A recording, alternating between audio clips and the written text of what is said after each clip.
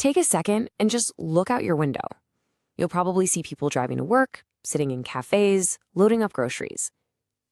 On the surface, it all looks like a perfectly normal, thriving American life.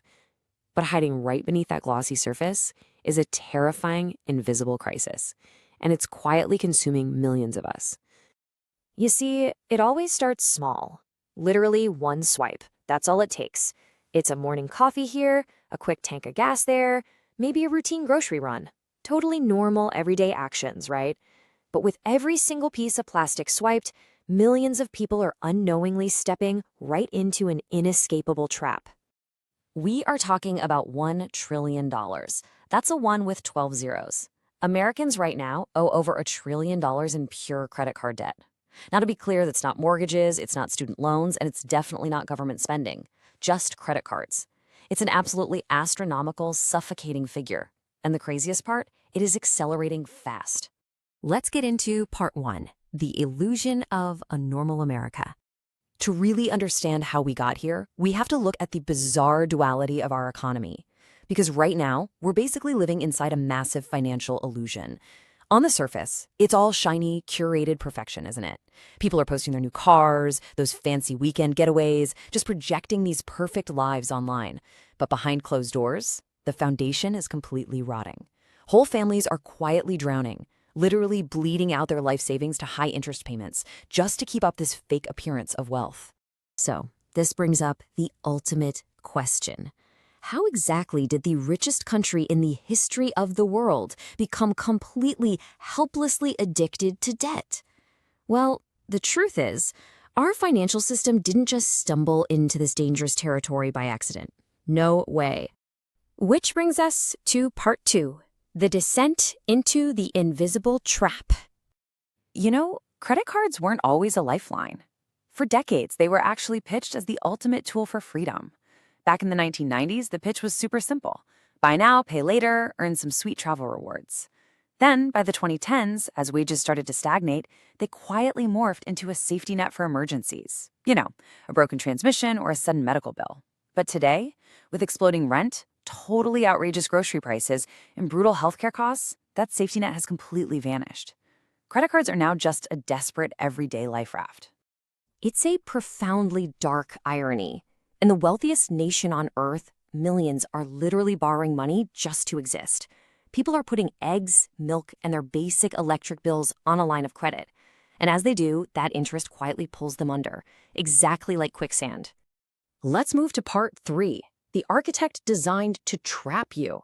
Okay, here is a truly terrifying fact. The banking system, it doesn't view your unending debt as a failure. It views it as a massive, glowing success. Let's say you have a $10,000 balance. With today's cards charging upwards of 25% interest, which is insane, by the way, paying just the minimum is going to trap you for years. Actually, scratch that, sometimes it's decades. The bank isn't helping you out here. They're literally harvesting thousands in pure profit off your struggle month after month, year after year. So how did they get us to swipe so easily in the first place? Well, it's through a pretty brilliant psychological trick. The system completely detaches the emotional pain of spending from the physical act of buying. Think about it. Swiping a piece of plastic feels totally painless. It completely bypasses your brain's natural friction of physically handing over cash.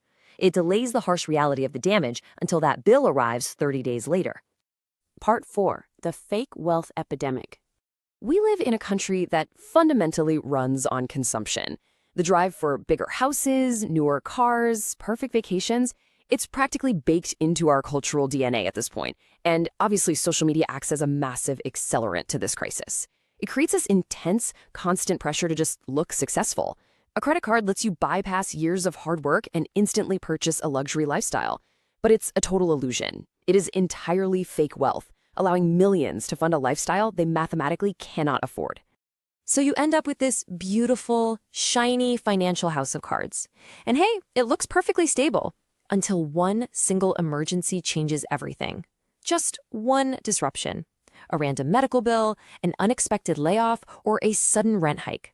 In an instant, the fake wealth completely evaporates, and the crushing weight of that actual, real debt comes crashing down all at once. Now we enter part 5, a financial pressure cooker. Today's crisis is vastly different from consumer debt in the past. Like, this isn't just about people buying too many flat screen TVs anymore. The historical safety nets are completely gone, and younger Americans are bearing the absolute brunt of this, stepping into adulthood during an era of sheer financial chaos. We're talking massive student loans, insanely expensive housing, stagnant wages, crushing inflation. Now, add 25% credit card interest on top of the whole shebang, it creates this physical, visceral feeling of literally drowning. But despite how widespread this really is, nobody talks about it. The cultural pressure to succeed forces people to suffer silently, entirely in shame. Defaults are steadily rising, yet people hide their struggles. They just keep projecting that illusion of success to their friends and family, smiling right through the pain, while internally panicking every single time the mail arrives. Which brings us to part 6, the breaking point. So this leads to a pretty terrifying macroeconomic threat. What actually happens if this trillion-dollar system finally snaps? Well, it triggers a fatal domino effect. First, millions of maxed-out consumers become totally overwhelmed by their obligations. And because every spare dollar goes straight to the banks to pay interest, consumer spending essentially grinds to a halt. Without that spending, businesses suffer massive losses. And to survive, those businesses have to execute mass layoffs, effectively paralyzing the entire American economy. Right now, economists are watching this pressure building quietly inside the cracks of the economy. It's kind of like water expanding as it freezes, you know? The pressure is invisible right up until the exact moment the stone shatters. History has shown us time and time again, financial systems often look incredibly stable and incredibly strong right before they completely break. And finally, Part 7, the real cost of debt. Before we wrap up this explainer, we really have to look past those trillion-dollar statistics and look intimately at the individual. Because the darkest reality here, it isn't found on some massive bank's balance sheet. It's the invisible toll on actual human beings. Crippling anxiety, sleepless nights, destroyed marriages. It creates this totally bleak, suffocating reality where you're working longer and harder just to stay in the exact same place, knowing you are never, ever really getting ahead. The American dream was originally built on opportunity, hard work, and ownership. But today, for millions of people, it runs entirely on borrowed money. If an entire economy depends on its citizens endlessly borrowing at punishingly high interest rates just to survive, you really have to ask yourself, how long can that actually continue?